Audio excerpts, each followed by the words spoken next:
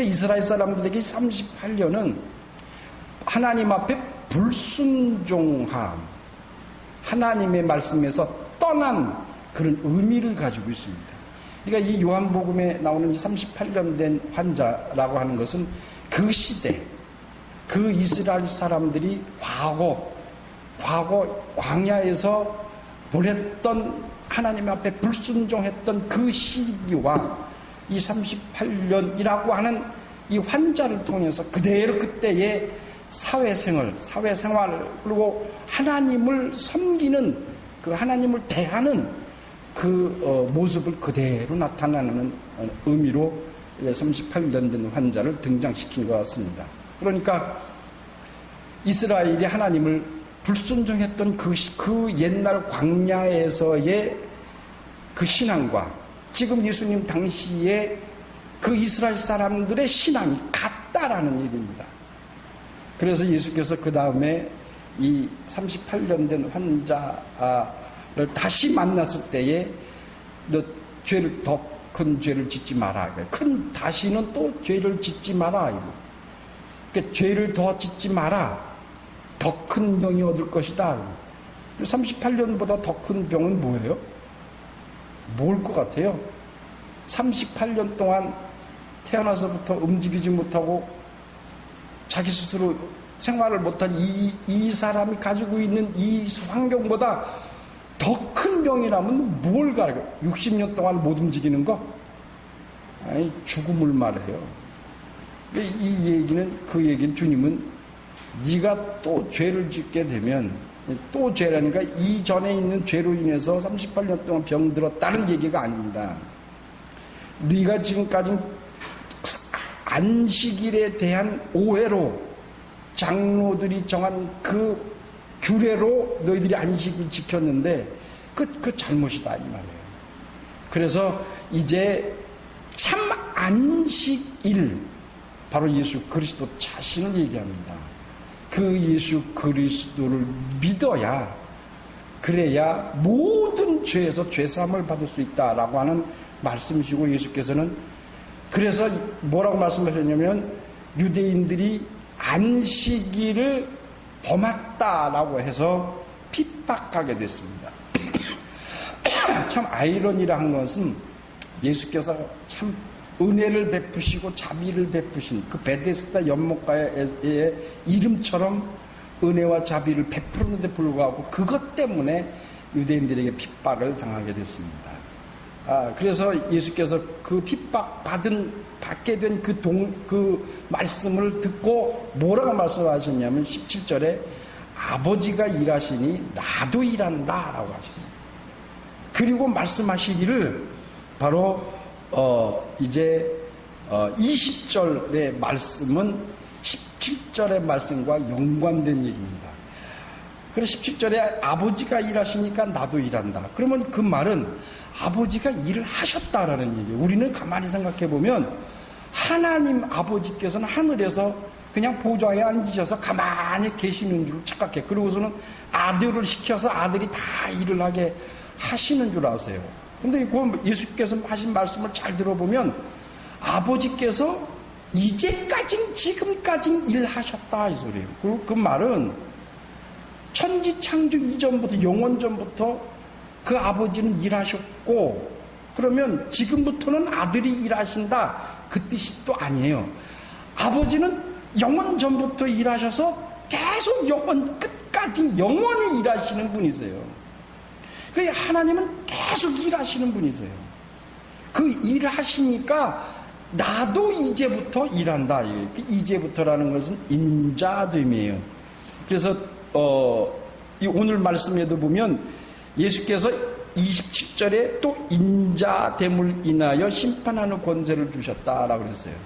그러니까 하나님의 아들이신 그가 성자 하나님이 말씀이 육신이 되어 오셔서 인자가 되셨다 이 말이에요. 그러므로 이 인간들 만물을 심판할 수 있는 권세를 하나님께서 주셨다 이 소리예요. 그러니까 만물을 심판할 수 있는 권세는 물론 하나님이 아버지가 가지고 계시죠. 근데 그 권세를 인자가 되신 그 아들에게 주셨다 이 소리예요. 이 거꾸로 뒤집어서 말하면 우리를 심판하실 수 있는, 재판하고 심판하실 수 있는 분은 아들이신 예수 그리스도만이 하실 수 있다 이 소리예요. 왜 그런가 하면 아버지가 넘기셨어요. 그러니까 이 사투리, 아버지가 아들에게 넘기셨어요. 옮겼다 그래. 이따 옮겼다라는 말이 나와요. 맡기셨다, 옮기셨다 두 번 말을 하는데 하나님이 맡기셨다, 옮기셨다. 그래서 이제 우리를 심판할 수 있는 것은 아버지가 아니고 성령이 아니세요. 아들이신 예수 그리스도시다. 그가 그 아버지로부터 받은 맡기심을 받고 옮겨온 그 권세로 이제 예수께서 아버지가 일하시니 이제부터는 인자된 내가 나도 일을 하겠다 이 소리예요. 그 뜻은 아버지가 내게 맡기신 일, 옮기신 일, 그 일을 이제 행하시겠다. 그 일이 뭐냐면 심판이에요. 참 신기하잖아요. 그게 심판이에요. 왜 심판인 거예요? 이제 보면 알아요.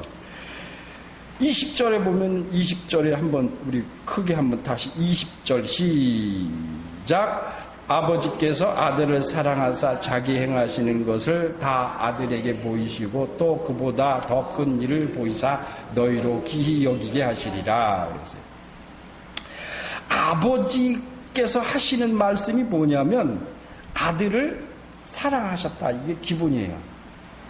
아들을 사랑하셨다. 우리가 아들이 있잖아요. 자식이 있고 있는데 그 자식을 사랑해야 돼요. 사랑하니까 먹을 걸 주고 입을 걸 주고 그를 위해서 모든 것을 다 쏟아붓습니다. 사랑하지 않으면 안 쏟아부어요.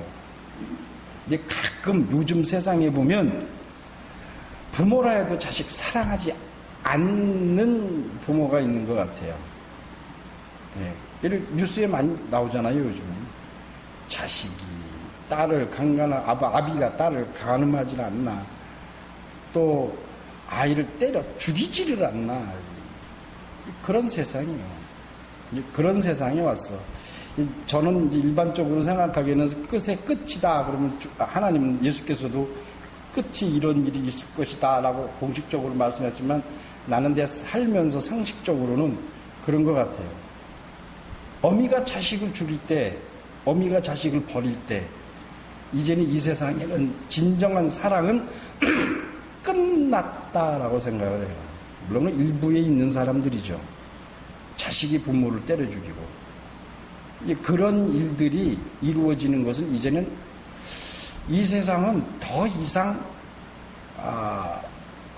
이런 구제받을 만한 하나님께서 모든 걸 다 용서하시지만 아마 끝까지 자식을 사랑하지 않고 자식이 부모를 사랑하지 않는 그 죄를 회개하지 않으면 하나님은 용서 안 하실 것 같아요. 예수를 믿거나 안 믿거나. 그럴 것 같아요. 이건 내 그냥 사견이요. 이해를, 동의를 하시든 안 하시든 상관은 없으니까. 그런데 이 아버지께서 아들을 사랑하셨다. 지극히 당연한 얘기거든요. 근데 이 시대에도 그랬나 봐요.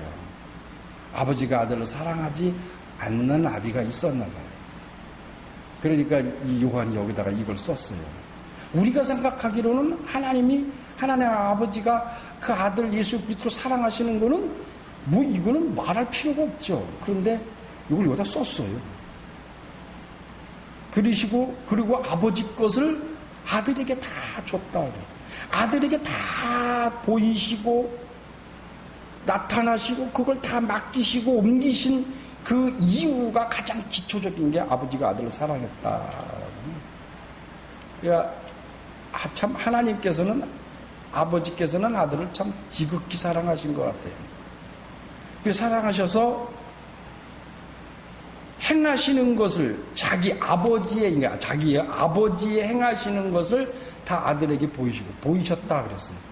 그러니까 하나님께서도 그 아들을 성부 하나님이세요. 그럼에도 불구하고 보이셨다 그랬어요. 아버지가 하시는 일을 보여줬다 말이에요. 참 얼마나 그 아들을 사랑하시면, 저 사적으로 생각하면 기가 막힌 일 아니에요. 성부 하나님이, 성자 하나님에게, 이게 쉽게 얘기하면 가르쳤다는 얘기 아니에요. 보이셨다. 그러니까 그것은 원래 뜻을 보면 하나님 아버지가 가지고 계신 그 뜻을 그 아들에게 보여주고 나타내셨다. 그런데 그 아들은 그 뜻을 알았다. 하나님의 뜻을. 아버지가 무엇을 원하시는지 그 뜻을 알았다. 그것을 이렇게 표현한 거예요. 누가? 사도 요한, 이 작가 사도 요한이. 당시에 있는 1세기에 있는 사람들, 이 말씀을 보는 사람들로 하여금 이해시키기 위해서 그렇게 했다. 보이시고 또 그보다 더 큰 일을 보이셨다. 이 말 잘 보세요. 당시 아버지가 행하신 일을, 그 뜻을 보여주셨어.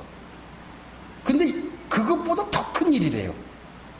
이게 무슨 의미인 것 같아요? 하나님이 못하실 일이 뭐 있어요? 하나님께서 아들에게 보이셨는데 그것보다 더 큰 일. 이거 쉽게 얘기하면 아버지가 행하지 않는 일이에요. 아버지가 행하지 않는 일을 아들이 행하신 일이에요. 그게 뭐요? 그렇죠. 십자가예요.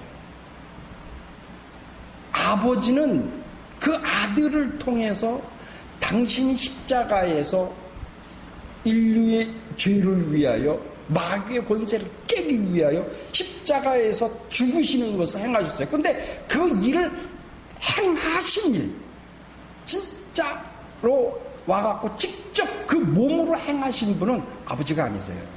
성령도 아니세요. 아들이 행하신 거예요. 우리 여기서 더 큰 일을 보이사라고 하는 이 더 큰 일은 첫 번째로 십자가예요. 그리고 두 번째가 이제부터 얘기하는 얘기예요. 그러니까 그 십자가를 향하여 더 큰 일을 행하시기 위하여 지금 가고 계십니다.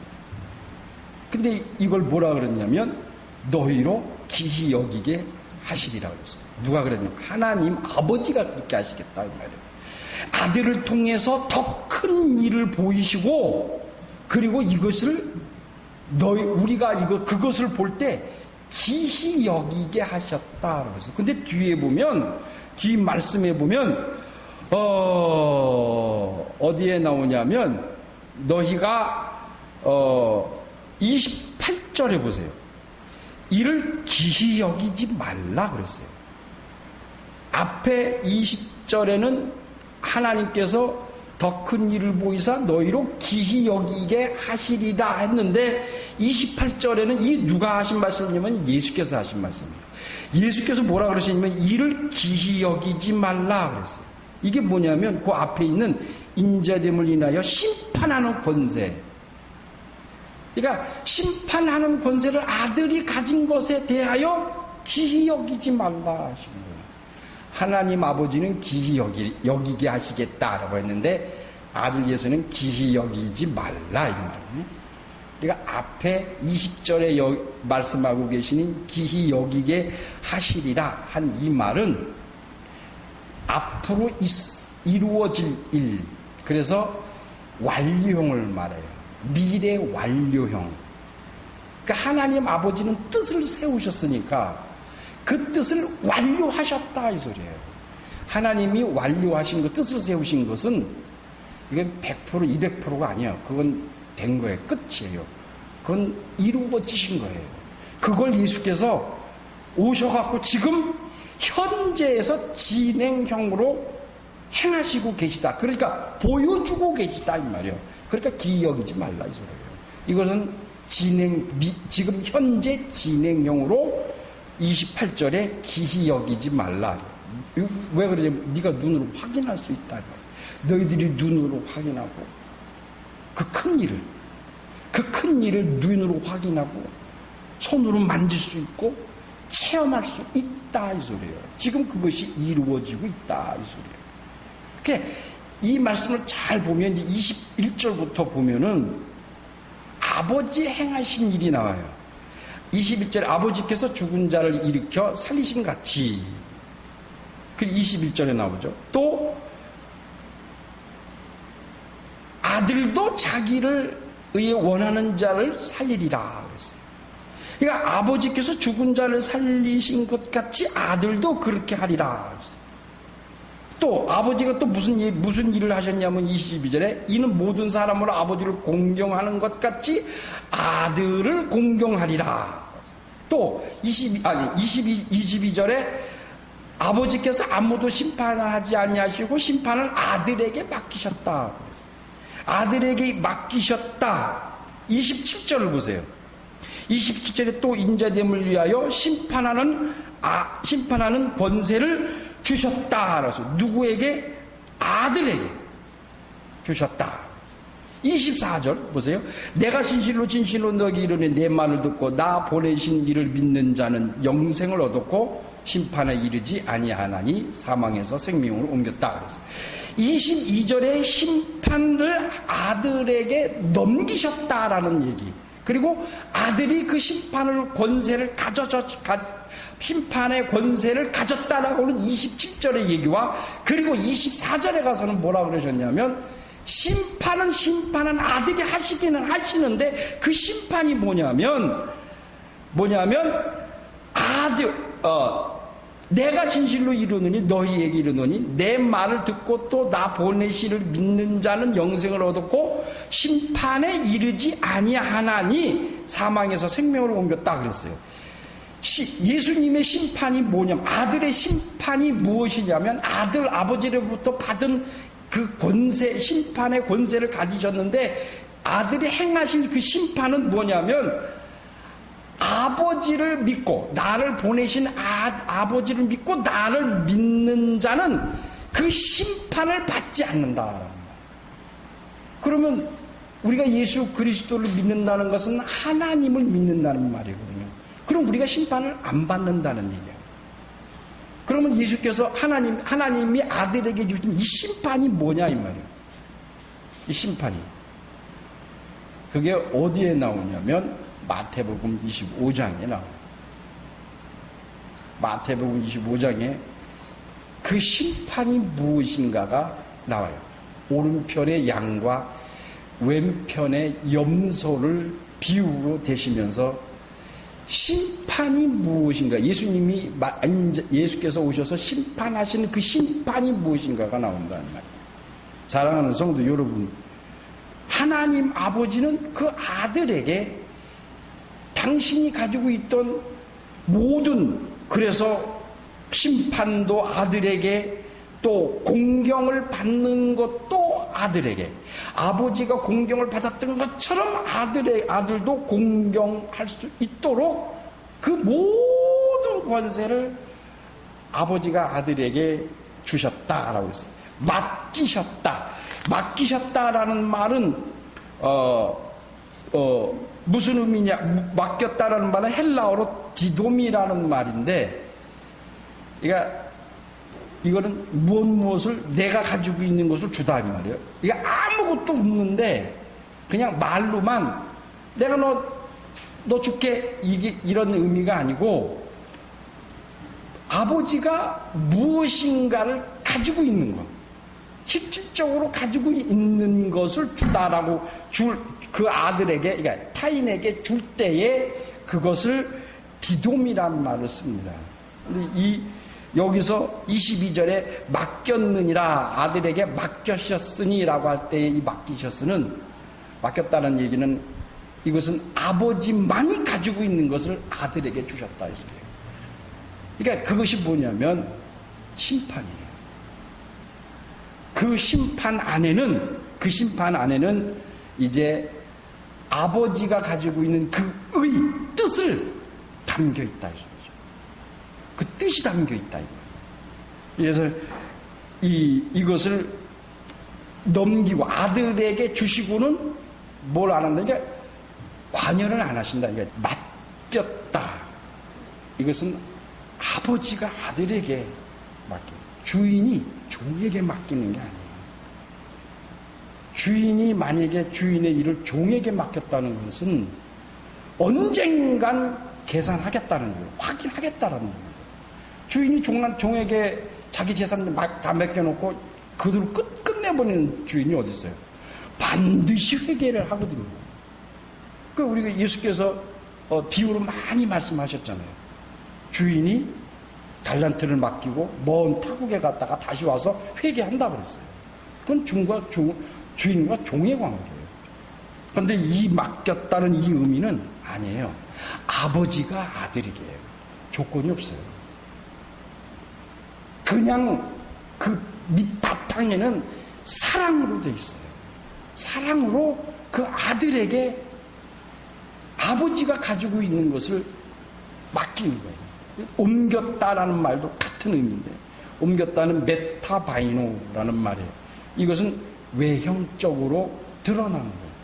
그리고 디도미라고 하는 이 말은 근본적이에요.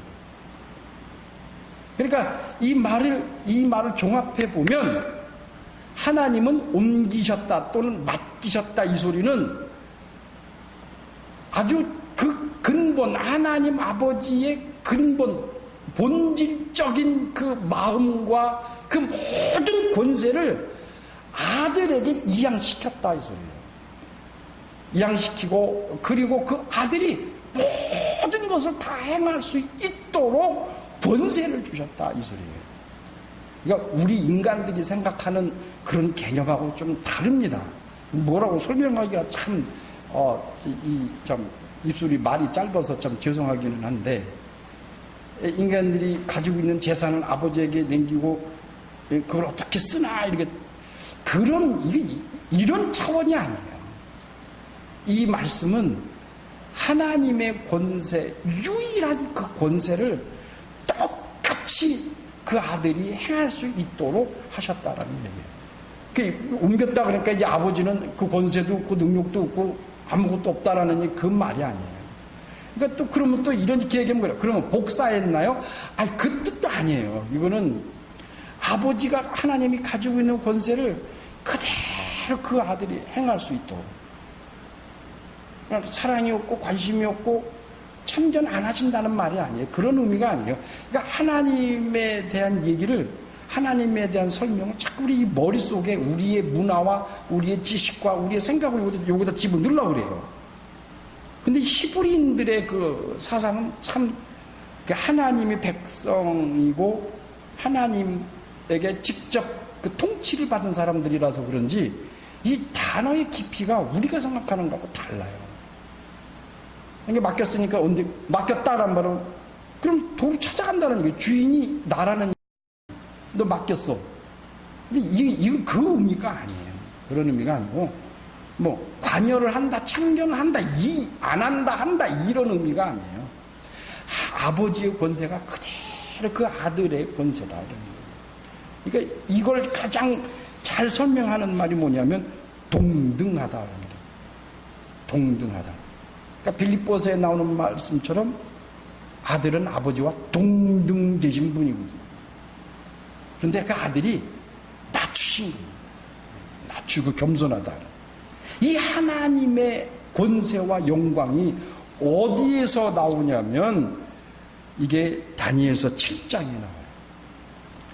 다니엘서 7장에 13절에 뭐라고 되어 있냐면 권세와 영광과 나라들과 각 방언하는 자들로 그를 섬기게 하였으니 그 권세가 영원한 권세라 옮기지 않을 것이요 패하지 아니할 것이니라. 이 말은 다니엘이 기도 중에 환상을 통해서 천사에게 들은 얘기입니다. 그게 무슨 뜻인지 몰랐어. 뭔가 환상을 봤어. 근데 이게 뭔 뜻인지 몰라. 그래서 이게 무슨 뜻입니까? 그러니까 천사를 보내셔서 천사가 그래서 해석을 해줍니다. 그 얘기는 뒤에 나오는데 여기 보면 다니엘서도 보면은 다니엘서 7장에 보면은 그 권세, 하나님 아버지의 권세와 영광과 나라와 각 방언하는 자들로 그를 섬기게 했다. 이 세상에 있는 모든 권세, 영광, 나라, 각 방언하는 사람들, 그러니까 방언하니까 우리가 얘기하는 이 방언이 아니고 방언, 사투리, 각 나라마다 말이 다르다 이 말이에요. 그러니까 여러 나라, 여러 민족, 그러니까 온 세상에 있는 모든 나라에 있는 사람들로 하여금 섬기게 했다. 그 권세가 영원한 권세라. 그리고 옮기지 않을 것이다. 그러니까 아버지에게서 아들로 옮겨간 그 권세는 다시는 아버지는 회수하지 않으신다 이 말이에요. 그리고 패하시지도 않으신다라고 다니엘서에 말씀하셨어요. 또 이 말씀을 하시고 그리고 25절에 보면은 25절에 진실로 진실로 너에게 이르노니 죽은 자들이 하나님의 아들의 음성을 들을 때가 오나니 곧 이때라. 듣는 자는 살아나리라 그랬어요. 이때, 지난번에 한번 이 때에 대해서 말씀하신 적이 있는데 때가 오나니 이때라. 그 앞에 때는 정해놓은 때예요. 그리고 뒤에 이때라고 하는 지금이라는 거예요. 그러니까 앞으로 다가올 그때가 있어. 그건 최종 시간, 마지막 시간. 그 시간, 그때의 심판을 받을 바로 그 사람들. 그 심판을 받을 그때, 백보자 앞에서 심판할 때, 그때를 얘기하는 것이고, 이때, 그때가 바로 이때라 하는 것은 지금 현재의 이때예요. 그러니까 예수께서 이 말씀을 하고 계신 그때, 2000년 전이에요. 우리 시간으로 따지면 2000년 전. 그때에 지금 그 심판이 어디 있다는 얘기예요. 지금 그 자리에 와 있다. 내가 지금 너희 앞에 와. 그 마지막 최종적으로 심판할 그 백보자 앞에서 심판할 그 심판이 지금 여기 와 있다 이 소리예요. 내가 지금 여기 와 있다. 그러니까 심판이 누구라는 얘기예요? 예수 그리스도라는 거예요. 그 얘기를 하고 있는 거예요. 그때는 28절부터 29절에 보면 28절, 28절, 9절 기여기지 말라. 무덤 속에 있는 자들이 다 주의 음성을 들을 때가 오나니 선한 일을 행하는 자는 생명의 부활로 악한 일을 행하는 자에게는 심판의 부활로 일어나리라 하고 했어요. 생명의 부활 그리고 심판의 부활이라고 했어요.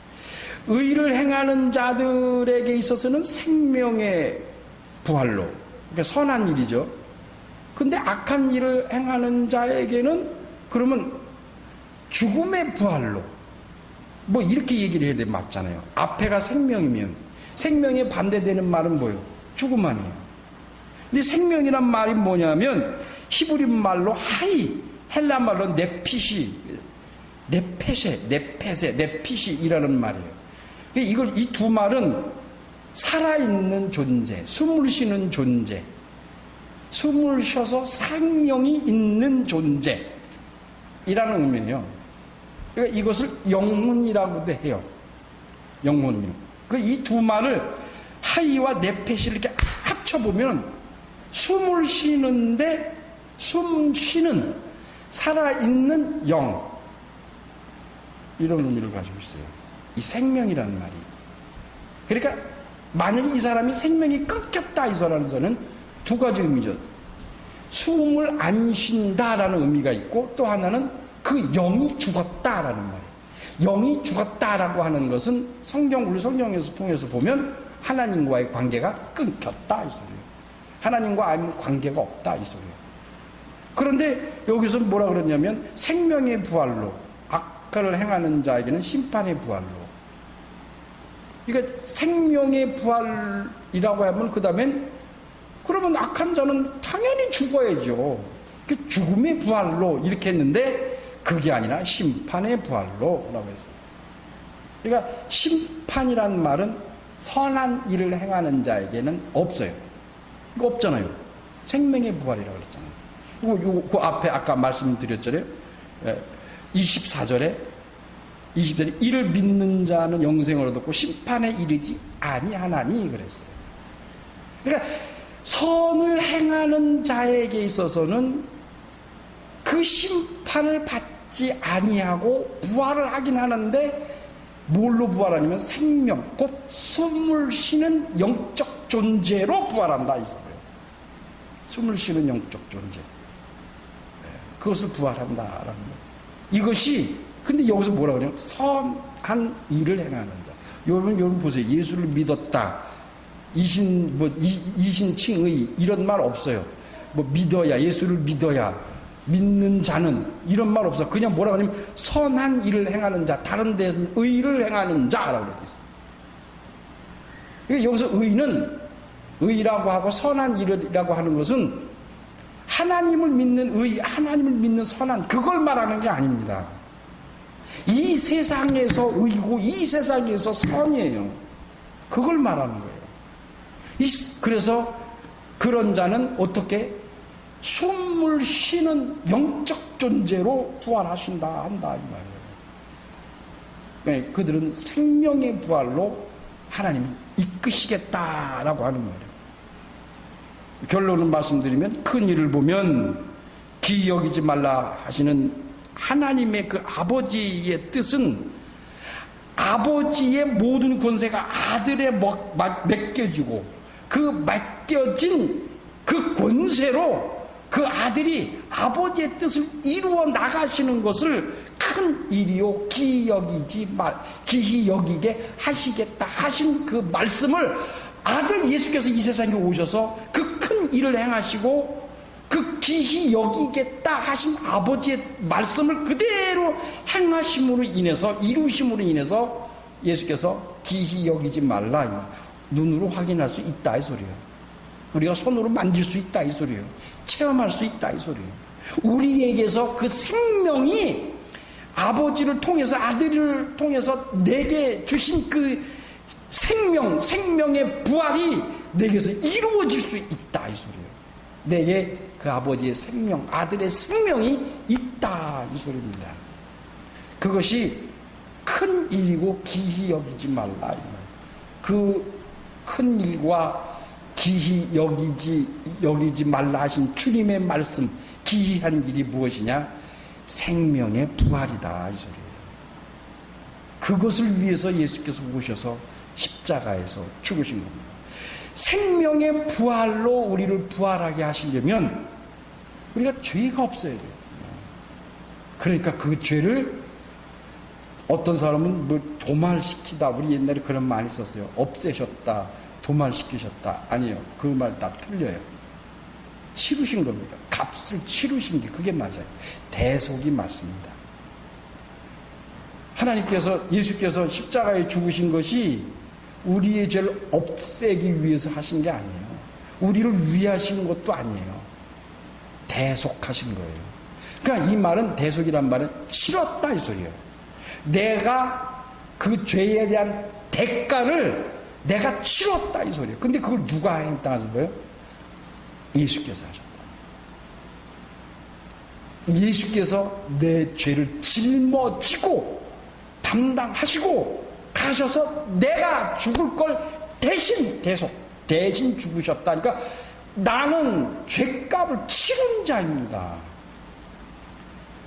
예수께서 나를 내가 지은 그 죄로 죽어야 될 걸 그대로 입하셔갖고 그대로 죽으신 거예요.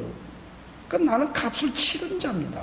그러니까 우리가, 마귀가 만약에 너는 값도 안 치르고 네 죄를 예수님이 너를 위하여 이렇게 없애주셨으니까 당신이지 네가 한 일이 뭐 있냐라고 얘기하면 당당히 말하시면 돼요. 아니, 나는 값을 치렀다.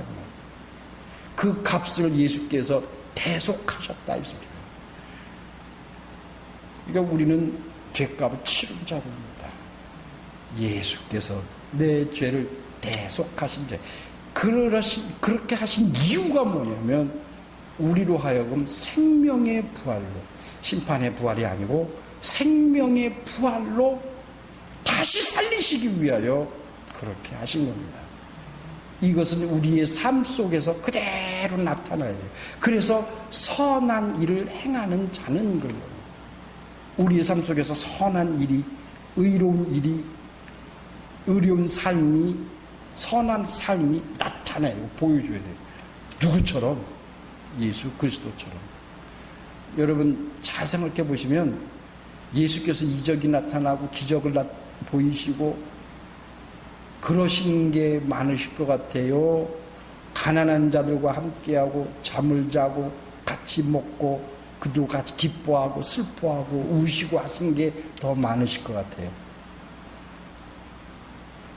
저는 생각해보면 그분이 이 세상에 오셔서 병 고치고 귀신 쫓고 병 고치고 능력 행하고 기적을 행하는 이 일보다는 아마 3분의 2 일밖에 안 될 것 같아요. 그거는 3분의 2가 그분의 약 생활의 70%는 어려운 자, 가난한 자, 힘든 자 그들을 일부러 찾아다니셨어요. 찾아다니시고 쉬실 때도 가난한 동네 베다니에 가서 쉬셨어요. 그들이 이 많은 사람들이 배고픔을 보시고 같이 배고픔을 느끼신 분이에요. 예수께서는 우는 자와 같이 울으라 했어요. 오죽했으면 겉옷을 달라면 속옷까지. 속옷 없어요. 히브리 사람들. 히브리 사람 속옷이 어디 있어요? 없어요. 그게 하나의 홀이에요. 예수께서 십자가 달리실 때 홀 하나로 돼 있다 그랬잖아요. 그러니까 그 홀을, 그 겉옷을, 그 옷을 뺏어서 제비 나눴다. 예수님 벌거벗고 죽으셨다는 얘기예요. 빤스 입은 거 아니에요. 팬티 입은 거 아니에요. 벌거벗고 죽으시 그게 수치요. 겉옷을 달라고 하는 거, 속옷을 주라는 말은 무슨 말이에요? 다 주라는 얘기예요. 다 주라는 얘기예요. 그 오른뺨 때리면 왼뺨 갖다 대라는 말이 한 대 딱 맞으면 또 이쪽 때려고 딱 그 소리가 아니에요. 저 사람이 풀릴 때까지 너 맞으라 이 소리예요. 풀릴 때까지. 예수께서도 그렇게 맞고 그렇게 채찍을 당하셨어요. 49대를 맞으셔서 40. 그래 바울이 찍소리 않고 맞는 거 아니에요. 찍소리 않고 49대를 3차례나 맞았어요. 예수를 생각하면서. 여러분 그게 선한 일이에요. 그게 선한 일이고 그게 의로운 일이에요. 우리 모두가 우리 생활 가운데서 조그만 것부터 시작해요. 예? 택시 타고 가다가 200~300원 남으면 그냥 내리세요. 누가 지나가는데 아이가 뭐 먹고 싶은 거 있으면 여러분 주머니에서 전 1,000원 줘서 사주세요. 그런 거 있잖아요. 이 슈퍼에 가보면 아이가 뭐 먹고 싶어서 쳐다보고 있는데 돈은 없어. 그냥 그거 사주세요. 우리 손자들 손녀들 위해서 10,000원, 20,000원 펑펑 쓰잖아요. 그냥 작정하고 뭘 하라는 소리가 아니에요. 우리 생활 가운데서 그렇게 나타내라 이 말이에요. 조그만 것부터 시작하자 이거. 선한 일을 해야 그래야 생명의 부활을 얻습니다. 선한 일을 행하는 자, 그 자가 어떤 자냐 이 말이에요.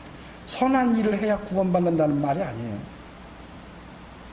선한 일, 그러면 가서 착한 일만 하면 다 구원받는다. 그 뜻이 아니란 말이에요. 이 말이 주님의 말씀이에요. 우리 삶 속에서 그 선한 일이 나와야 그게 정상이에요. 그게 정상이에요. 세상에서 지금 선한 일을 하는 사람 있어요, 없어요? 있어요. 근데 그 사람들에게는 알맹이가 빠졌어. 내가 있다고 하면 그 알맹이를 얘기할 거예요. 우리는 그 알맹이가 있어. 근데 우리는 뭘 안 해요? 선한 일을 안 해. 선한 일을 조금이라도 생활 가운데서 행하는 여러분 되시길 예수 이름으로 축원합니다.